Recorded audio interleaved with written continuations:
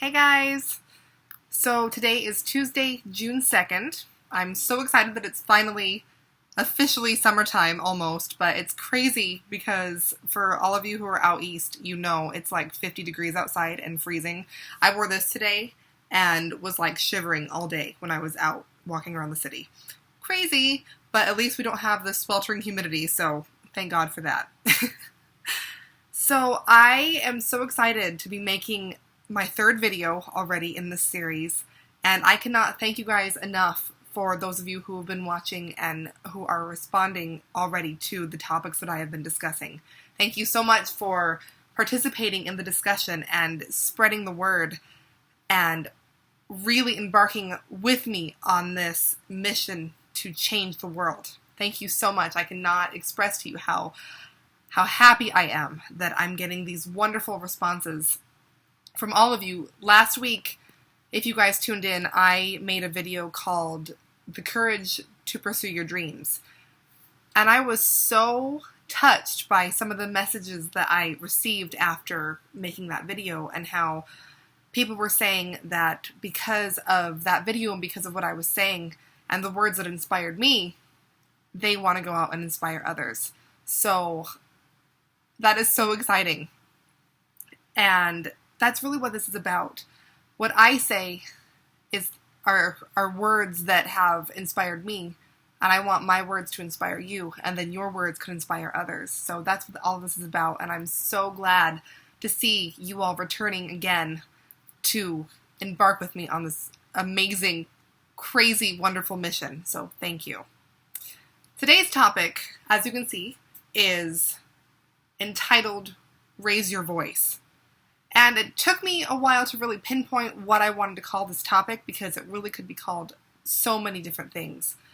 But let's get right into it. So a few days ago, I stumbled upon a story of a young woman who is 17 years old from Pakistan named Malala. I had heard her story before, and I knew a little bit about her mission and what she was doing, but for whatever reason this week, her story and her passionate campaign really hit me. And I was watching some of her videos on YouTube and some of her interviews and her Nobel Peace Prize acceptance speech, which is absolutely insane because she's 17.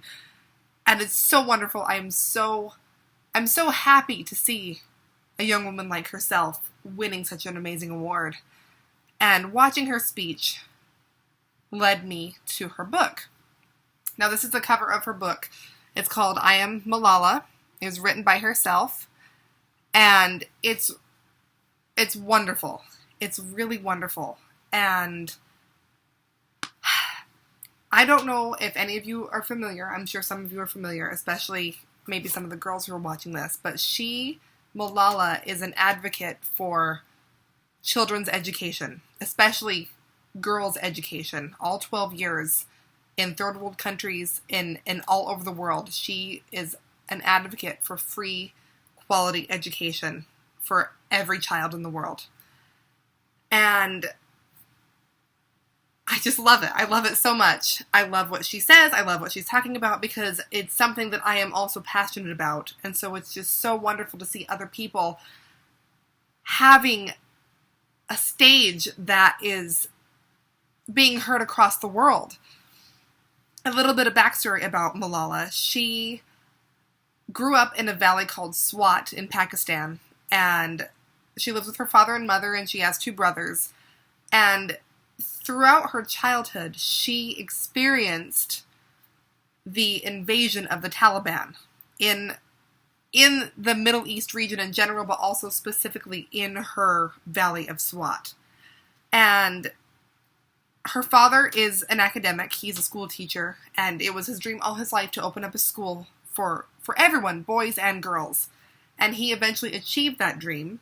And so Malala essentially grew up in school, and she was always reading a book, and she always was learning with her friends. And there was a passage in this book, actually, that really struck me, that said how when there were special occasions being held in the valley, usually it is tradition for the women and girls to paint their hands with henna, which is a special kind of ink, and they would decorate their hands with flowers and with butterflies and pretty decorations.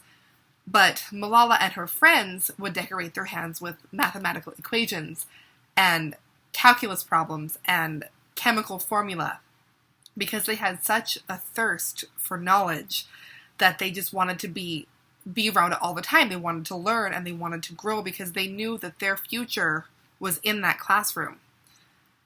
And it just excited me so much because I believe that education is so important in this country and all around the world, because education is the key to everyone's future.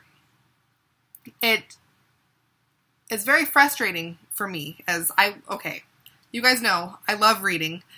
I always have a book. I've read hundreds and hundreds of books over the past few years because I cannot get enough. I love it. And I am so, so grateful. Thank God that we live in a country where females and males alike can go to school and can learn and can read and can achieve their dreams. And so hearing this young girl's cry, this young girl's thirst to learn in a valley, in a country that does not support girls going to school, is just so touching to me. And I find it very frustrating because I have a general group of people that I'm around, whether it be coworkers, whether it be, friends, and there are a lot of people who also share my love of reading and share my love of learning and studying and doing scholarly activities. But I have a few acquaintances who are females, and I'm sure everyone can relate to this. There are some females and males, but especially the girls that I know, who are just like, ugh, I hate books. I hate reading. I hate having to study. I hate school. And it breaks my heart hearing that. It really breaks my heart. And I feel like when people say that, they don't really understand what they're saying, because education is something here that we are so used to. We are so blessed to live in America, in a country where education is a necessity. It is something that it is required of us, males and females, that I feel like sometimes it just is looked over. Some people take it for granted because they don't realize that's all we know. And I completely can see how that can happen, because we are blessed and we are so fortunate to live in a country where that is provided and that is expected of us, to get a good education. So if you guys this week and moving forward hear someone say that they hate books or they hate reading or they hate to learn, just encourage them. Encourage them to pick up a book one more time. Encourage them to read an interesting article that really inspired you, and maybe that will spark the passion for reading and for learning. It is so important that we all come together and fight for this cause of education and for learning and for enlightenment. It's really an amazing book, I Am Malala. Please go out and read it. Something that seems so simple for us is something that people in other countries right now are yearning for, are dying for, to get an education. In this book, and also in her interviews, and I believe it was World News, Malala actually was shot by the Taliban when she was, I believe, 15 years old, because she was campaigning with her father for equal rights for women. And they shot her right here in the temple, and praise be to God, the bullet actually did not touch her brain. It was a miracle. It was absolutely a miracle, because the bone right here was so hard that it went through her skin and it severed a nerve in her face, and then it went through her shoulder, but it did not touch her brain. And she has made a full recovery, and she actually went on to accept the Nobel Peace Prize at 17 years old. And so hearing her story, hearing other girls in other countries wanting to learn and realizing that what we have is not what everyone else has in the world makes me want to just raise my voice and fight for equal rights for women and fight for equal quality education for women and boys, girls and boys, women and men all over the world. Education is so important to shaping the future, and I believe it is one of the saddest things in the world when a potential is wasted because it is believed in certain areas that girls cannot go to school because they should be in the house cooking and cleaning and taking care of the men in their family. I believe that to me, that is just, it just makes my skin crawl. That is so, it's scary, and I feel like it is so absolutely just atrocious that anyone in the world would have to live in hiding and live in a community where they are not allowed to read books and not allowed to achieve their dreams and want to learn. I talk about all the time, the courage of pursuing your dreams and inspiring others, but upon saying that, I am aware that not everyone gets to say that. So, I have decided, and I have been inspired by Malala, this amazing young woman's story.